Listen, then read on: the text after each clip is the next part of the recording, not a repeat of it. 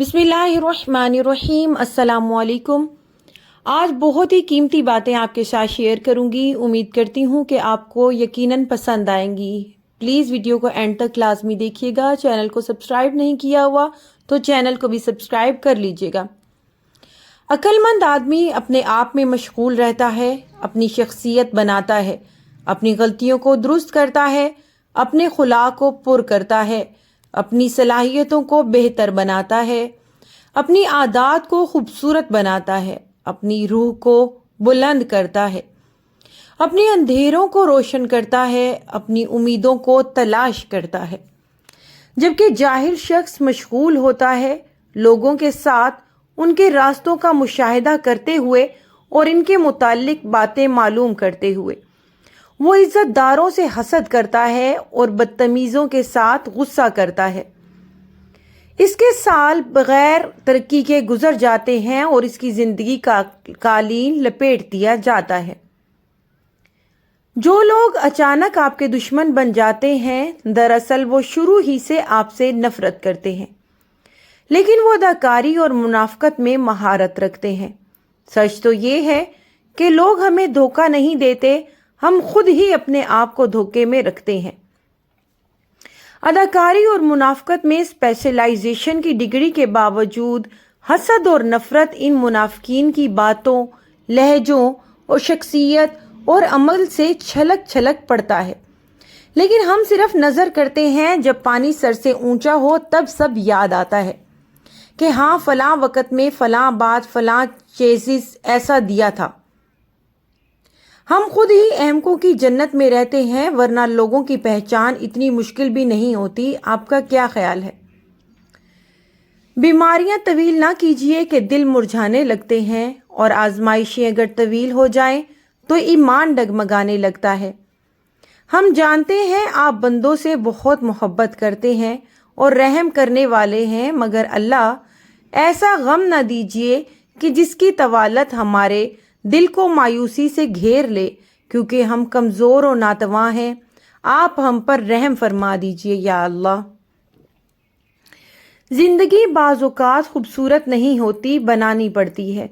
नेक लोगों को अपनी ज़िंदगी में शामिल करके जो आपकी खुशी और सुकून का बायस होते हैं, क्योंकि खुद ब खुद तो झाड़ियाँ उगती हैं, बाग तो लगाने ही पड़ते हैं। इंसान भी इस पेंसिल की मानद ही होता है। हालात की रगड़ें इसे घड़ती रहें तो अच्छा और खुशखत लिखता रहता है, और इसी तरह रगड़ें खाते और घड़ते घड़ते ये पेंसिल फना हो जाती है। अगर कुछ अच्छा बचता है तो बस वही जो इसने अच्छा लिख रखा होता है। आप भी अपनी ज़िंदगी की पेंसिल से अच्छा लिखने की कोशिश जारी रखिए। फिर रफ्ता रफ्ता ज़िंदगी को समझना शुरू किया तो पता चला कि ज़िंदगी सब्र के सिवा कुछ नहीं। कोई बिछड़ गया तो सब्र, कोई रूठ गया तो सब्र, किसी ने किरदार पर उंगली उठाई तो सब्र, जो मांगा वो ना मिला तो सब्र, और सब्र ही नेमत उज़्मा है। जब आप जीना सीख लेंगे तो जान जाएंगे कि आज तक आपने दूसरों के जुमलों पर अफसुर्दा होकर अपनी जिंदगी के कई खूबसूरत लम्हे ज़ाया कर दिए। आप अपनी ज़ाती ज़िंदगी को नजी रखें। कुछ टिप्स हैं, इन पर अमल कीजिए। नंबर 1, सोशल मीडिया पर अपनी खुशगवार अज़दवाजी ज़िंदगी की तशहीर ना करें।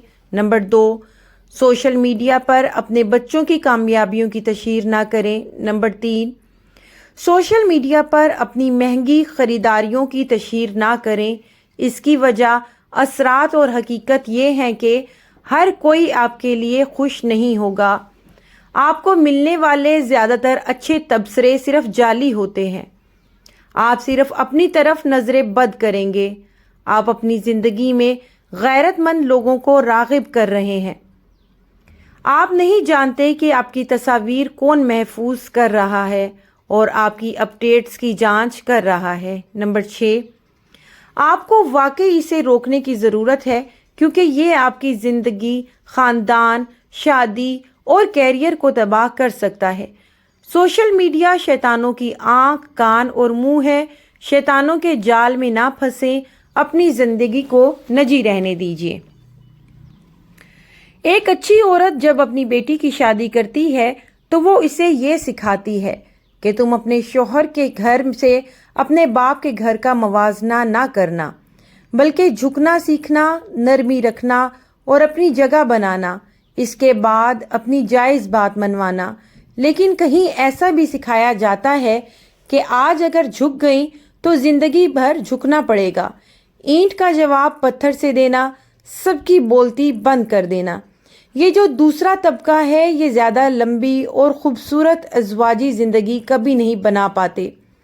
ایسے لوگ اپنی جوانی اور زندگی کے خوبصورت لمحات لڑائی جھگڑے میں ہی کھو دیتے ہیں۔ رشتوں میں باندھ لینا یا بن جانا ہی کافی نہیں ہوتا، اس رشتے کو اس کے تقدس کے حساب سے نبھاتے جائیں تب ہی کمال ہے۔